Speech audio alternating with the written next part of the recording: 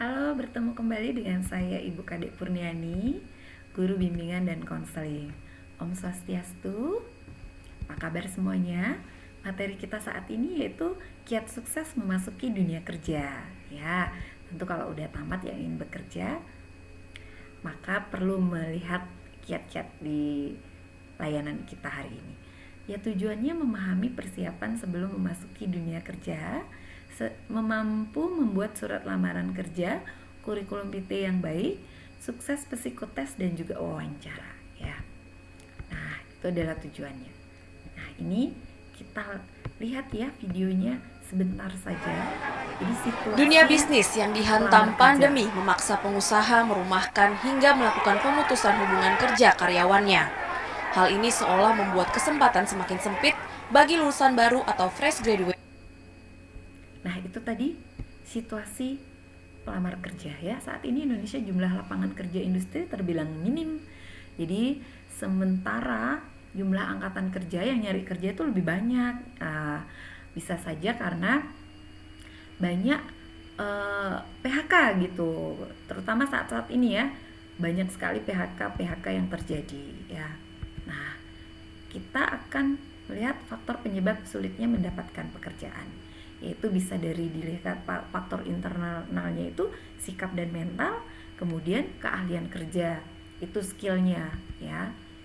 Lalu bagaimana untuk di faktor eksternal, itu bisa dilihat dari kondisi ekonomi makro mikro, kesenjangan antara lapangan kerja dengan jumlah tenaga kerjanya, perusahaan pencari kerja menetapkan syarat yang tinggi, ketidakcocokan antara keahlian dengan dunia kerja. Jadi lulusannya nggak cocok nih sama ketersediaan lapangannya. Adanya budaya korupsi atau kolusi dan nepotisme, kompetisi antara pelamar kerja yang tidak sehat, kurangnya kepedulian pihak perusahaan dan industri untuk membantu mencari kerja. Nah, mencari sumber informasi lowongan pekerjaan. Apa sih lowongan pekerjaan? Lowongan pekerjaan adalah pekerjaan atau jabatan yang belum ada orang melaksanakan atau belum cukup jumlah orang yang melaksanakan. Hal ini terjadi karena ada perluasan usaha, perubahan teknik berproduksi, atau karena ada tenaga kerja yang karena sesuatu hal berhenti dari pekerjaannya sehingga harus diisi dengan tenaga kerja baru. Bagaimana cara mendapatkan pekerjaan? Yaitu bursa kerja pemerintah, bisa juga bursa kerja khusus di sana ya. Kemudian aktif dan selektif lewat media massa, itu bisa di medsos, internet ya kan. Nah, itu tadi. Kemudian kriteria lowongan kerja yang benar itu gimana? Jadi kalau ada lowongan pekerja kan pastikan ada identitas perusahaan, jumlah jabatan, jumlah tenaga kerja diperlukan, syarat jabatan, batas waktu pemenuhan lowongan, dan juga alamat perusahaan ya. Ini penting banget nih ya. Nah, ini ada video tentang tips mencari lowongan pekerjaan. Mencari pekerjaan di tengah pandemi adalah hal yang Bisa dilihat nanti ya. juga gampang. Nah, kita gampang lanjut ke karena banyak materi. sekali lowongan pekerjaan. Ya, nanti saya kasih linknya ya. Ya, next.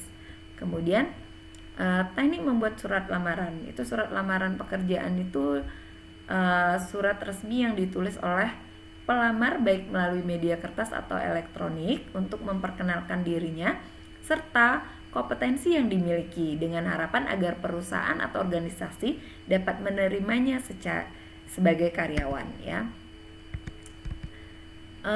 Apa sih yang harus dilampirkan? Ada resume, ada fotokopi KTP, ijazah, surat keterangan catatan kepolisian, kemudian fotokopi surat keterangan kesehatan, kartu kuning dari Dinas Tenaga Kerja, pas foto, kemudian lampiran penunjang seperti sertifikat referensi dan pengalaman kerja. Lalu jenis surat lamarannya ada apa aja? Surat lamaran berdasarkan iklan, surat lamaran berdasarkan inisiatif sendiri, dan surat lamaran berdasarkan informasi dari teman kenalan radio atau televisi atau internet ya. Kemudian surat lamaran melalui kantor penempatan tenaga kerja atau bursa kerja, surat berdasarkan tempat khusus, surat lamaran dari pengumuman yang diinformasikan pada toko atau kantor yang bersangkutan. Nah, hal yang perlu diperhatikan membuat surat lamaran ini bisa dipelajari di guru bahasa Indonesia juga bisa mintanya. Nah, dapat apa sih isi dari daftar riwayat hidup? Yang 3 hal yang harus diperhatikan dalam menyusulnya, yaitu menjelaskan diri Anda, latar belakang diri Anda, pengalaman ya. Ini secara ringkas ada keadaan diri, kemudian ada pendidikan. Nah, kalau psikotes, nah ada juga nih kiat suksesnya.